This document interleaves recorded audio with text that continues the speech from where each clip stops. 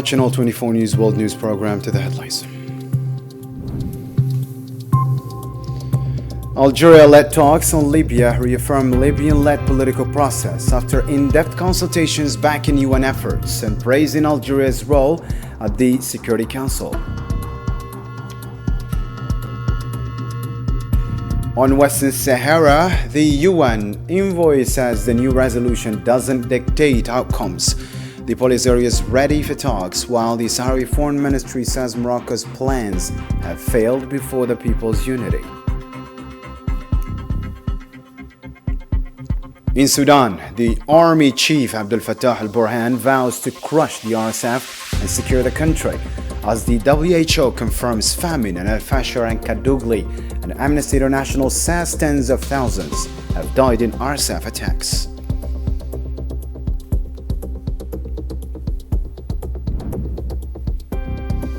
Welcome back to the program. Leading on news tonight, the ministerial meeting of Libya's neighboring countries in Algiers concluded with a joint statement reaffirming Libya's right to lead its own political process. The statement urged all Libyan factions to put national interests first, end internal divisions, unify state institutions, and pave the way for parliamentary and presidential elections.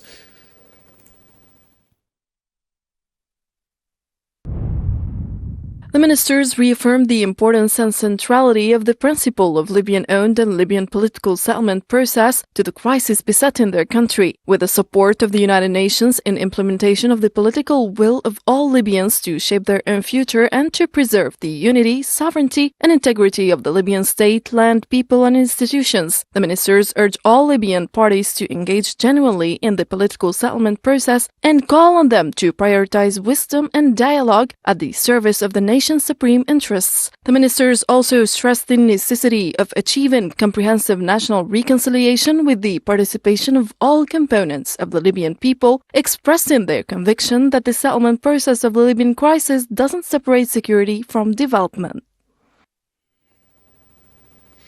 The statement also reiterated the three countries' firm rejection of all foreign interference in Libya's internal affairs and renewed their call for the withdrawal of mercenaries and foreign fighters from Libyan territory. The ministers reaffirmed their country's principled positions, rejecting all forms of foreign interference in Libya's internal affairs, considering it one of the main factors prolonging the crisis, deepening political and institutional divisions, undermining the prospects for a successful political process, and threatening the security and stability of both Libya and its neighboring countries. They emphasized the necessity of the withdrawal of all mercenaries and foreign fighters from across the country, the consolidation of the ceasefire agreement, the support for the Joint Military Commission, and the reunification of Libya's military and security institutions. The foreign ministers of Algeria, Egypt, and Tunisia held in-depth consultations in Algiers on developments in Libya. The meeting affirmed that neighboring countries are the most affected by the crisis and are the most eager to reach a sustainable settlement to advance the UN-sponsored political process.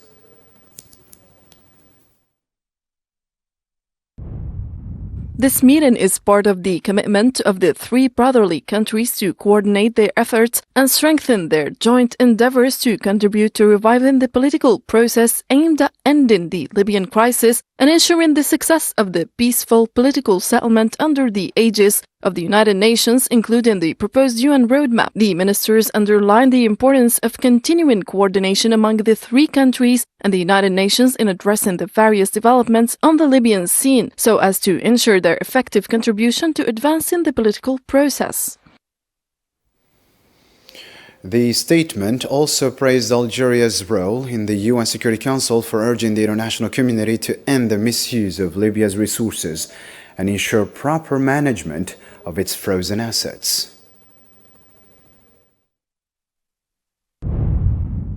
The ministers expressed their readiness to continue standing by the Libyan people in fulfilling their legitimate aspirations for security, stability, and development. They also expressed their appreciation for the role played by Algeria within the UN Security Council in advocating for the principles of this joint position, particularly its initiatives and efforts to highlight the responsibility of the international community to put an end to the plundering of the Libyan people's resources and to ensure the proper management of their frozen financial assets.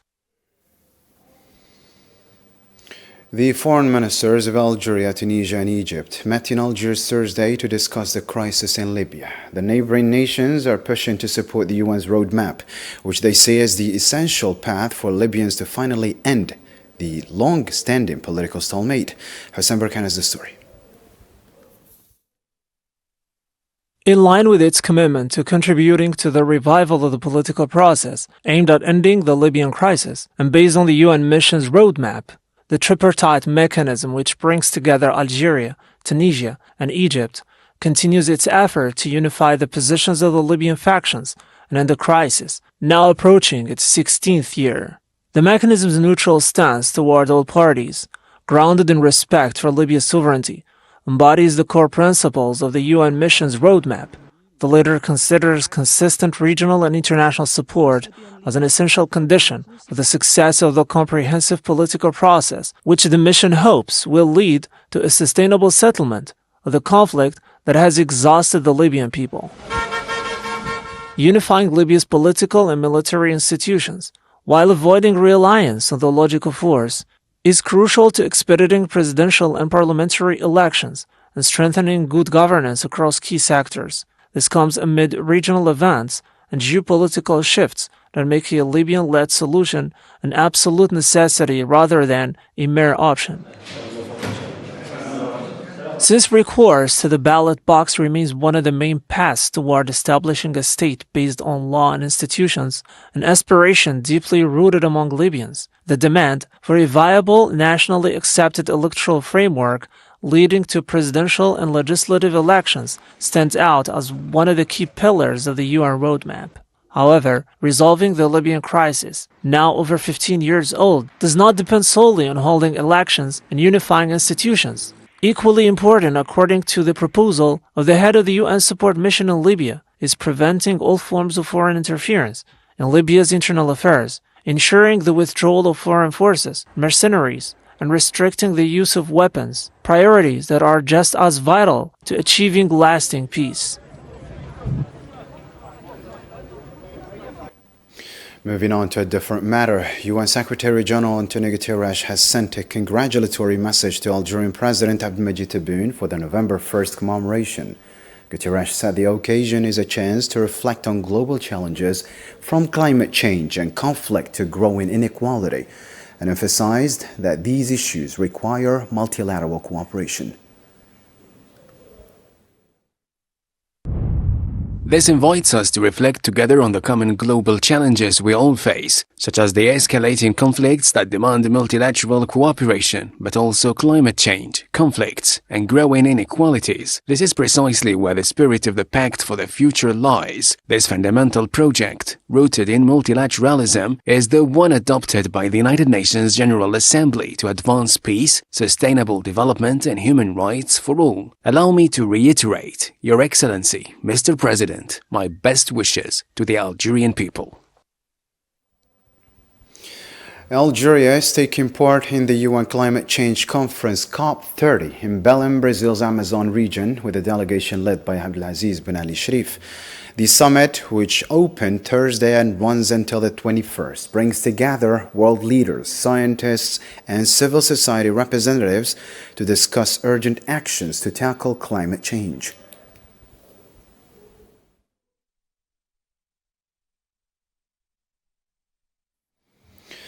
The International Fisheries and Aquaculture Exhibition SIPA 2025 is now underway in Iran and Algeria.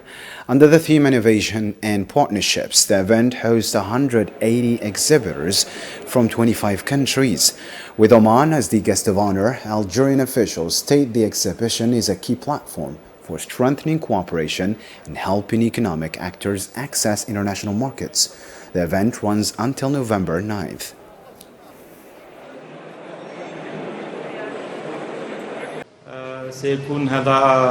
This exhibition will serve as a genuine platform for promoting cooperation in the field of marine fishing and aquaculture. It will enable a large number of stakeholders in the fishing industry to exchange expertise and gain access to various markets, both within Algeria and in the participating countries. For his part, Oman's Minister of Agricultural Wealth, Fisheries and Water Resources, Saud bin Hamoud al-Habsi, said his country's participation reflects the strong fraternal ties with Algeria and offers an opportunity to boost trade, investment and cooperation.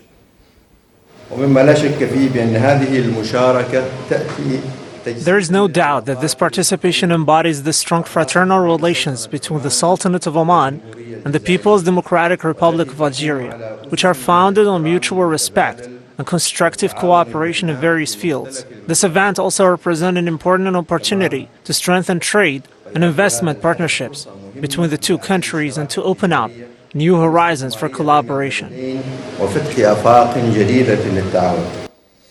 And in the Gaza file tonight, a Palestinian man was killed Thursday morning after being shot by occupation forces east of Al Bureid refugee camp in the central Gaza Strip.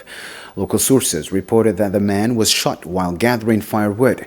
This occurs as the Zionist occupation continues its violations of the ceasefire in Gaza.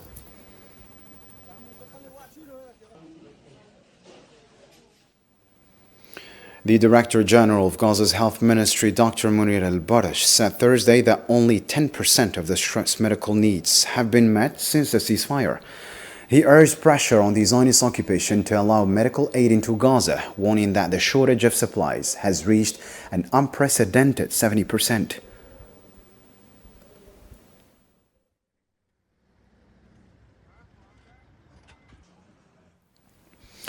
The government media office in Gaza said Thursday that the Zionist occupation continues to tighten its siege by restricting the entry of aid and essential goods, violating the ceasefire terms. It reported that only 4,453 of the 15,600 planned aid trucks, just 28%, have entered the Strip, stressing that Gaza urgently needs at least 600 trucks daily to meet basic needs.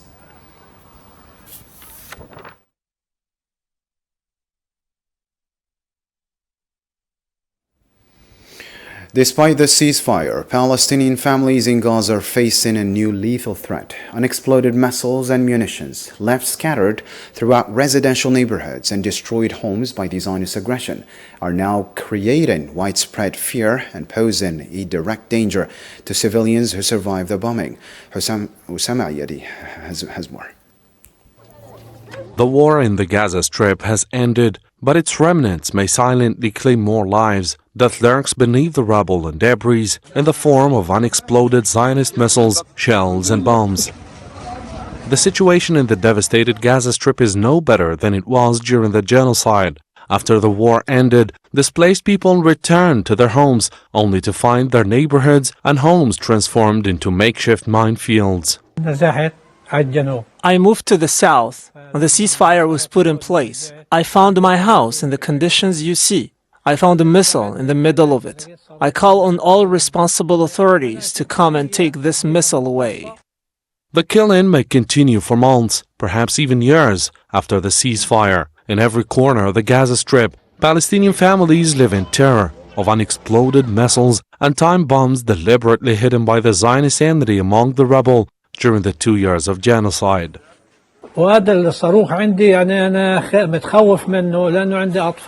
I'm scared of this missile because I have children, and it still has the material in it, and it can explode at any moment and destroy my house and maybe the whole area.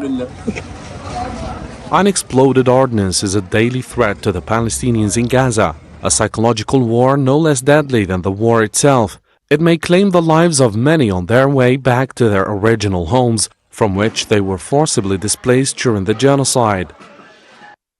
I'm living in terror. I'm not living a stable life.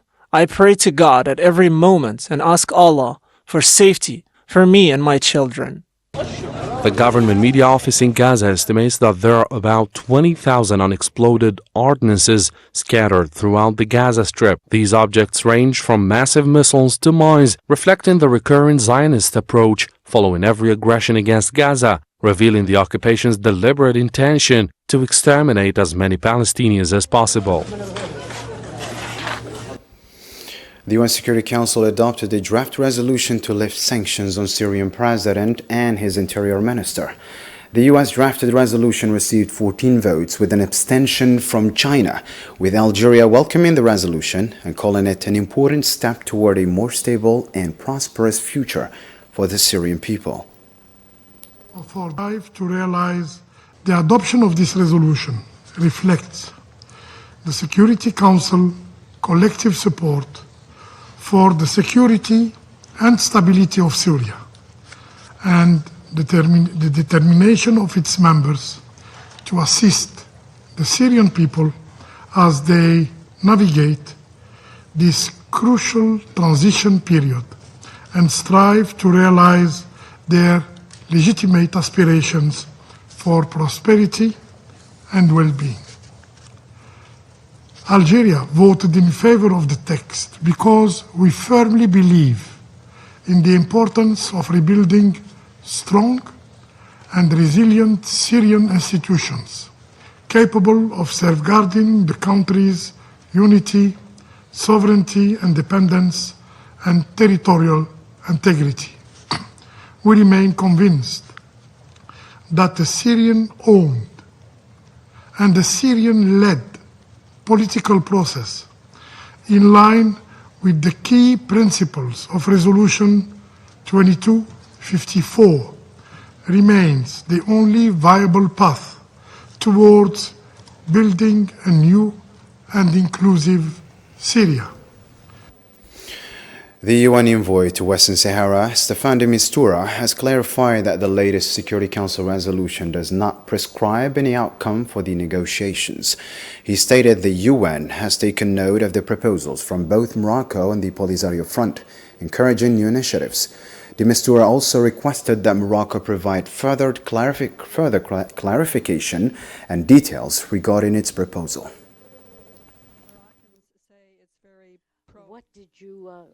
Let's remind everyone that engaging in negotiations does not mean automatically to accept the outcome. The important thing is to be part of them. In view of the strong support and substantive mandate provided by the Security Council Resolution 2797 to the Secretary General and his personal envoy, our own follow-up plan will be initially to call all the parties to submit proposals and suggestions in order to allow the UN to develop a broad agenda for direct or even, if necessary, indirect talks on the most relevant issues.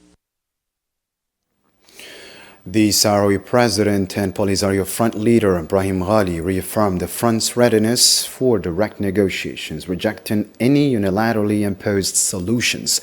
In a letter to UN Secretary General Antonio Guterres, Ghali said the Polisario is open to dialogue if the other party shows genuine political will and abandons approaches that entrench the status quo and threaten regional peace and stability.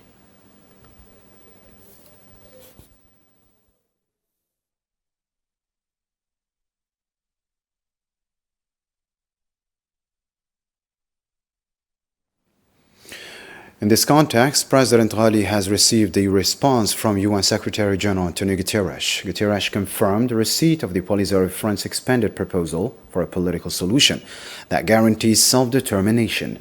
The Secretary General expressed his hope that this would renew efforts to resolve the conflict.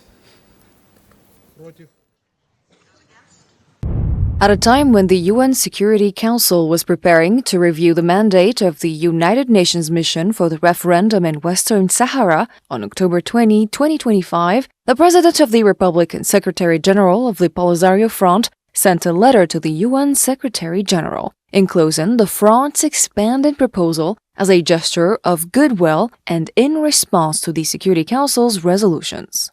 The President of the Republic and Secretary General of the Front recalled that the Polisario Front had submitted its proposal to the UN Secretary General on April 10, 2007, which the Security Council took note of in its Resolution 1754 and subsequent resolutions. He pointed out that the proposal aims to enable the Sahrawi people to exercise their inalienable right to self-determination through a referendum organized under the supervision of the United Nations and the African Union.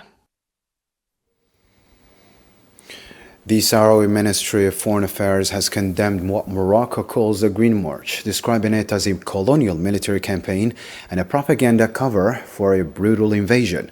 In a statement, the ministry said the Moroccan army used internationally prohibited weapons against Sahrawi civilians during this operation.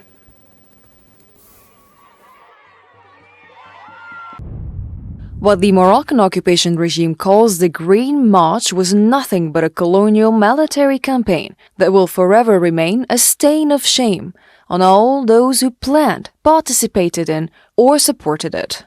That so-called march was merely a propaganda cover meant to divert the world's attention from a brutal military invasion in which the Moroccan army used internationally prohibited weapons against Sahrawi civilians, leaving behind thousands of martyrs, missing persons, and forcibly displaced people. The Galician Trade Union Confederation in Spain has reiterated its support for the Sahrawi people's right to freedom and independence. Following a recent UN Security Council resolution, the union called for a binding referendum and pressured Morocco to end its occupation, halt human rights violations, and release Sahrawi political prisoners.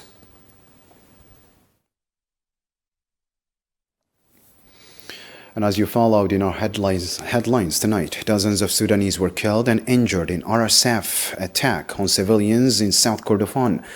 The Sudanese Doctors Network said Thursday that the city of Dilling came under heavy RSF shelling at dawn, deliberately targeting homes and medical facilities, killing 6 people, including a child, and wounding 12 others, some critically.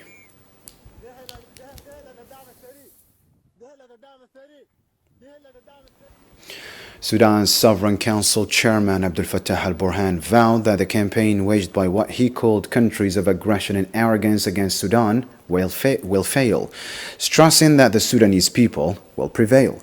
He affirmed on Thursday that the army remains determined to defeat the rebel forces and secure the country's borders.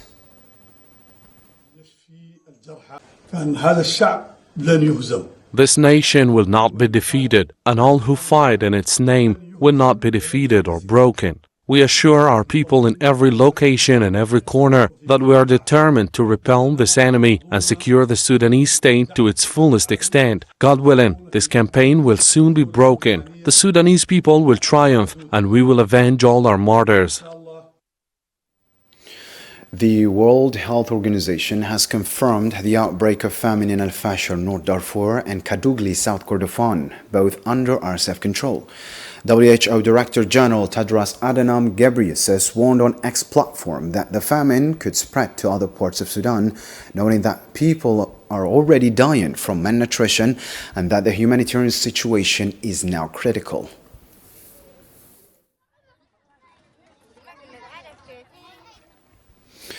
Amnesty International said Thursday that tens of thousands of civilians have been killed in Sudan due to the brutal attacks by the Rapid Support Forces. The organization described the situation as beyond words, noting that over 12 million people have been displaced and more than 14 million children now depend on humanitarian aid to survive.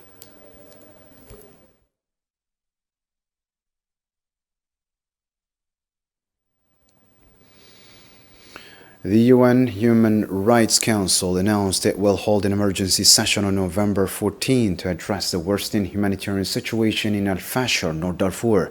In a statement Thursday, the Council said the city has been devastated by violence since its takeover by the Rapid Support Forces.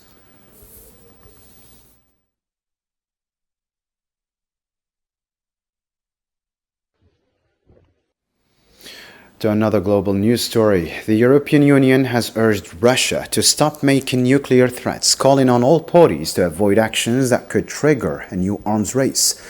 This comes after Russian President Vladimir Putin ordered plans for a possible nuclear test in response to US President Donald Trump's announcement about resuming American testing.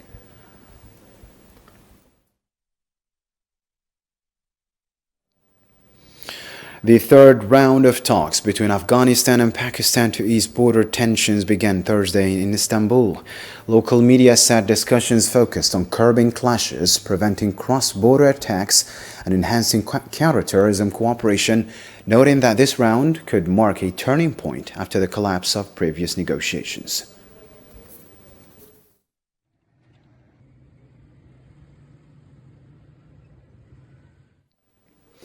Louisville Mayor Craig Greenberg said Thursday that the death toll from the UPS cargo plane crash has risen to 12, with several people still missing. The plane went down shortly after taking off from Louisville International Airport on Wednesday morning.